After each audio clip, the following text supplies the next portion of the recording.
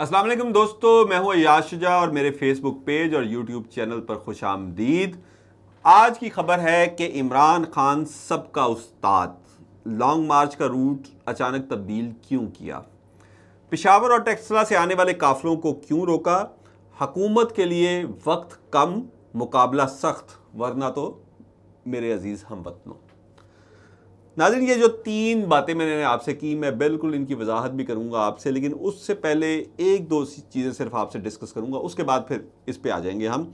एक तो असद उमर की प्रेस कॉन्फ्रेंस, और बड़ी अहम बात की कि लॉन्ग मार्च कहीं भी जा सकता है। जब उनसे सवाल किया गया कि जी इस्लामाबाद पहुंचने के बाद तो आपका लॉन्ग मार्च, उन्होंने कहा जी इस्लामाबाद पहुंचने से पहले लॉन्ग मार्च कहीं भी जा सकता है। हो सकता है जिस तरह हम गुजरावाला पूरा लॉन्ग मार्च घूम रहा है, इसी तरह हम रावलपिंडी में भी घूमें। इसके अलावा उन्होंने कहा कि जैसे ही इंतखाबात का ऐलान होगा हम केपीके और पंजाब असम्बली को तोड़ देंगे। दूसरी जानब एक और बड़ी चीज़ कि ये पाकिस्तान की तारीख में पहली बार हुआ है कि सेनेटर आज़म स्वाति ने आज जो प्रेस कॉन्फ्रेंस में स्टांस लिया है, ये इससे पहले कभी किसी ने नहीं लिया। इंसानी हकूक़ के नुमाइंदे लेते रहे, वो आलमी फोरम से रजू करते रहे पाकिस्तान में इंसानी हकूक़ से मुतल्लिक, लेकिन किसी पार्लियामेंटेरियन ने, किसी सेनेटर ने ये पहली बार कहा है। वो क्या कहते हैं कि जो मेरे मुजरिम हैं, जिन्होंने मेरी तज़हीक की है, सुप्रीम कोर्ट से मुतालबा है कि उनके ख़िलाफ़ फौरी एक्शन लिया जाए और उन्हें कानून के मुताबिक सज़ा दी जाए।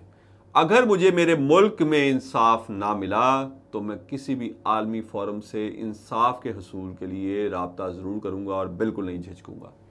ये बड़ी खौफनाक बात है और ये वही बात है जो इमरान खान कंटेनर पर खड़े होकर कल कर रहे थे कि आज़म स्वाति को एक 75-76 साल के यानी कि ज़ईफ़ सेनेटर को आपने जिस तरह तशद्दुद का निशाना बनाया, जिस तरह उसके पोते पोतियों के सामने उठाया, इस पे आलमी यानी कि पूरी दुनिया पर हमारी जग हंसाई हुई है। और अब ये पहला स्टेप भी आज़म स्वाति ने पहली बार ही लिया था, जबकि उन्होंने नाम लिया उन अफसरान का जिन्होंने उनकी दानिश में जो उनको वहाँ से उठाने में शामिल थे। और अब ये दूसरा उनका ऐलान, ये भी बहुत सख्त है, ये भी बड़ा सख्त उन्होंने ये फ़िक्रा कहा है। अच्छा, अब हम आते हैं कि इमरान खान सबका उस्ताद कैसे। इमरान खान ने अचानक लॉन्ग मार्च के रूट में तब्दीली की है, और जब लॉन्ग मार्च शुरू हुआ था तो हम सुनते आ रहे थे कि पिछले जुमे को जब ये शुरू हुआ कि अगले बुध से जुमे तक ये इस्लामाबाद पहुंचेगा, लेकिन अब इसमें पूरी तब्दीली कर दी गई है। ये पूरा लॉन्ग मार्च का रूट हम आपको दिखा रहे हैं, आप देख सकते हैं कि ये अगले जुमे तक सिर्फ जेहलम पहुँचेगा, यानी कि ये यहाँ से जीटी रोड से ही होता हुआ पहले गुजरात पहुंचेगा। गुजरात में चौधरी परवेज़ आई वज़ीर पंजाब और मोनस राई इनका इस्तकबाल करेंगे। उसके बाद खारियाँ के बाद ये जेहलम पहुंचेगा जहां फवाद चौधरी इनका इस्तकबाल करेंगे, और उसके बाद भी पता नहीं कितने दिन लगते हैं। और इसलिए इमरान खान ने पेशावर और टेक्सला से आने वाले काफिलों को रोक दिया है।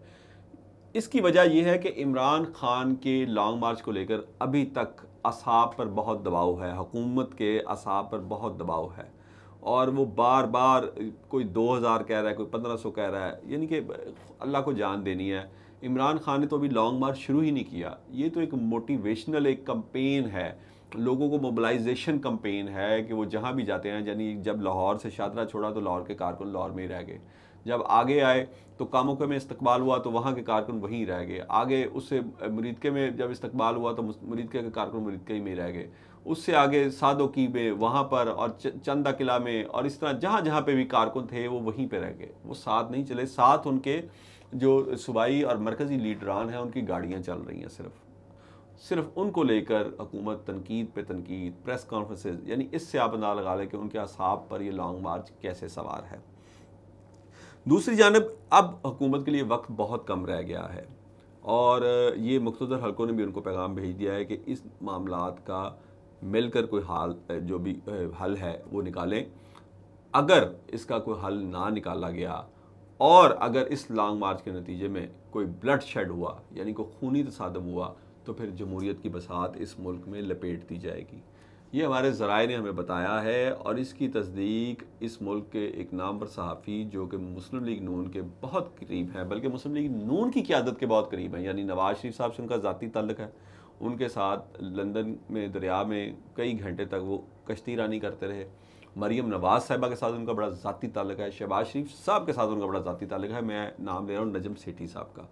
उन्होंने भी कल रात अपने प्रोग्राम में इस तरफ इशारा दिया है कि अगर इस लॉन्ग मार्च के नतीजे में कहीं पे भी कोई खूनी तसादम हुआ तो फिर मामलात सबके हाथ से निकल जाएंगे, फिर एक ही काम होगा और वो काम सबको पता है।